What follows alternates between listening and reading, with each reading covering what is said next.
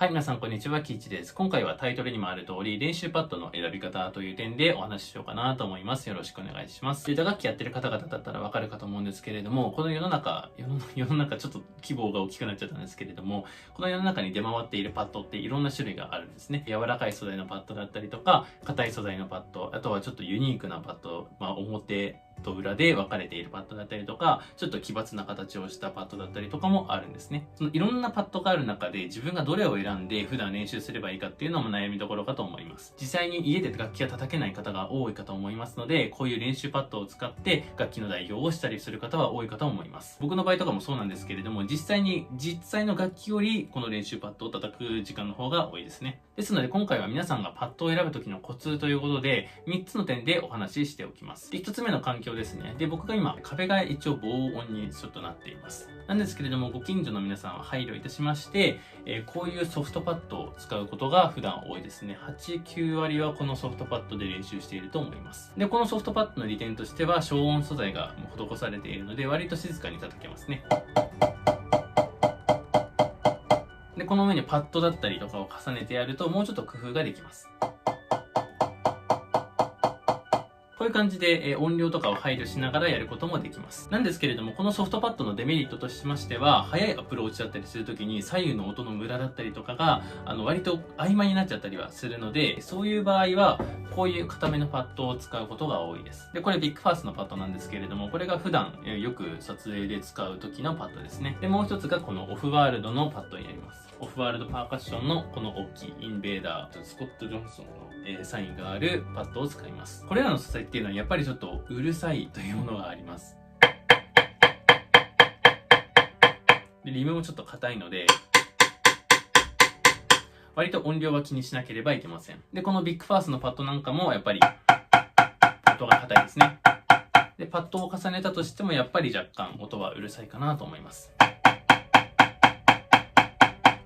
で、この硬いパッドはそのソフトパッドのデメリットを補う点もありますし、音映えするので撮影の時にはよく利用しています。で、皆さんの場合でしたら、例えばアパートメントにお住まいの方でしたら、割と壁が薄くて近所迷惑になることも多いかと思いますので、このシリコンパッド素材、もうちょっと柔らかい素材もあるんですけれども、これをお勧めしています。で、もっと柔らかいパッドもあります。ただ僕はちょっと今持っていないので、皆さん自身でお調べください。そういうパッドの場合は、バウンドもあまりないので、練習にはちょっと不向きなのかなと思うんですけれども、少しでも叩きたいという方にはおすすめです。もちろん、一軒家に住んでいる方も、音量だったりとかを配慮しなければならないので、こういう硬めのパッドだったりするときは、使い時とかだったりとか、割と考慮しなければならない場面もあるかと思いますので、使用にはご注意ください。というわけで、一つ目の環境ですね。皆さんの環境に応じて、ソフトパッドだったりとか、硬めのパッドだったりを選ぶ必要があります。で、二つ目、持ち運びですね。今紹介したこのビッグファースのパッドと、シリコン素材のこのライズパーカッションのパッドなんですけれども、オフワールドのパッドよりは小さめのサイズになっておりまして、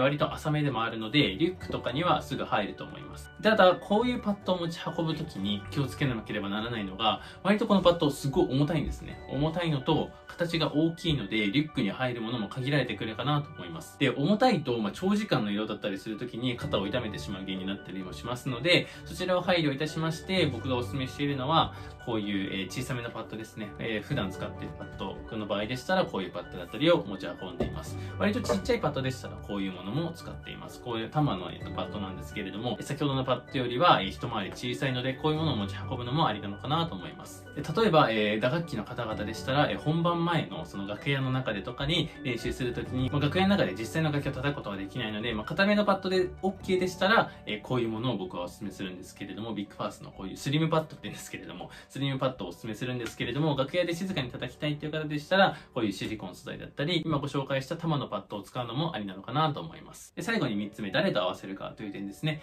皆さんの中でしたら、マーチングバンドの団体に入っていたりとか、吹奏楽部入っている方が多いかと思うんですけれども、その中で重要になってくるのが、誰がどういうパッドを持っているかという点ですね。例えば吹奏楽部の方でしたら、吹奏楽部で用意されているパッドだったりとかはたまにあるんですけれども、友達同士で合わせる時とかは、割と同じパッドで揃えた方が音が揃いやすいという点もあります。割とマーチングバンド出身の方でしたら、いろんなパッド持っている方が意外と多いので、硬めでしたら硬めの素材で合わせる必要があると思います。例えば今僕が持っている中でしたら、僕の友達がこのオフワールドの大きいパッドを持っている場合は、僕自身があまり重たいものを持ちたくないので、同じ硬い素材としてこのビッグファーストを用いるかと思います。こうやって皆さんでパッドの素材だったりとか種類を合わせることで音を揃えやすくしたりとか、普段の練習でも楽器自体を使えない場合でも練習の幅は広がるのかなと思います。で、違う素材でももちろんできるっちゃできるんですけれども、やっぱりその先ほど言った左右のアプローチだったりとかを合わせたいとか、もうちょっと細かい部分まで合わせたいっていう方は同じもので揃えた方がいいと思います。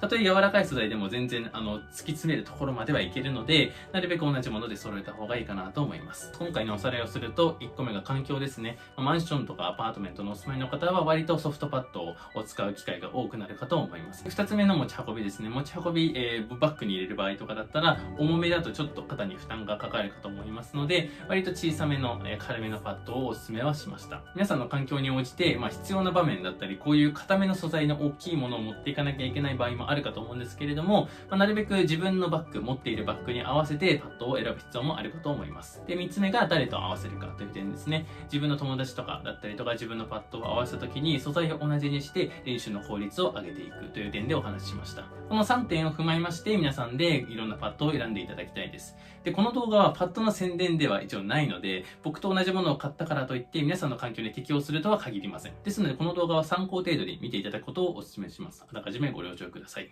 で、最後に僕個人的な見解なんですけれども、例えば僕が初めて買ったパッドがこういうソフトパッドだった場合に、多分3ヶ月後とか6ヶ月後ぐらいになると新しいパッドをどうせって言い方あれなんですけど、取り揃えたくなっちゃうんですよ。で、時間が経った結果、買うものがこういう固めの素材だったりするんですね。っていうのも、やっぱり同じパッドを叩き続けるっていうのは、同じ打感を練習することになるので、やっぱり飽きちゃうこともあります。いろんな種類のパッドそれぞれには特徴的な打感だったりとか、サイズ感もあるので、やっぱりいろんなパッドを叩きたくなっちゃうんですよね。で、その結果僕の場合でしたら10種類ぐらい持っているんですけれども、やっぱりその都度、その日によってとか、その時間帯によって叩き分けることはあります。そうすることによって自分のそのアプローチの癖だったりとか、このパッドはこういう癖があるんだなとか、このパッドはこうやって叩けばいい感じになるなという発見にもつながったりするんですよ。ですので先ほど説明した3つのポイントっていうのは、初めて本格的にパッドを買ってみたいという方だったりとか、今までちっちゃいパッドだったんだけれども、ちょっと大きめのサイズを買ってみたいなという方向けの説明でしたので、環境が許す限り僕個人的な買い方としてましては、最初にこういうソフトパッドを買って、で、もう買うタイミングはあらかじめ3ヶ月とか決めておいて、その3ヶ月が経ったら、こういう固めのパッドを取り揃えるっていう気持ちで買った方が割と選びやすいのかなと思います。っていうのもやっぱり一番最初買ったパッドが1万円とか、そういう固めの素材で大きいものを買ったとしても、やっぱり使い勝手が悪かったりするんですよね。ですので最初はリーズナブルな、ソフトパッドだったりとか、ちょっとちっちゃめのパッドを選んで、それで環境が適応してきたら、環境外、特殊な環境ですね。例えば、硬いパッド叩いてもいい時間帯とかだったりすると、この時間帯で叩けるんだなってわかるので、その時間帯に合わせてというか、買うタイミングを合わせて、そういう硬いパッドを取り揃える、後から取り揃えるっていうのもありなのかなと思います。はい、今回の動画は以上になります。もっと詳しいパッドの説明だったりとか、こういう環境の場合どうですかという質問があれば、下のコメント欄で教えてください。皆さんがいいパッドに出会えることをお祈りしております。それではご視聴ありがとうございました。バイバイ。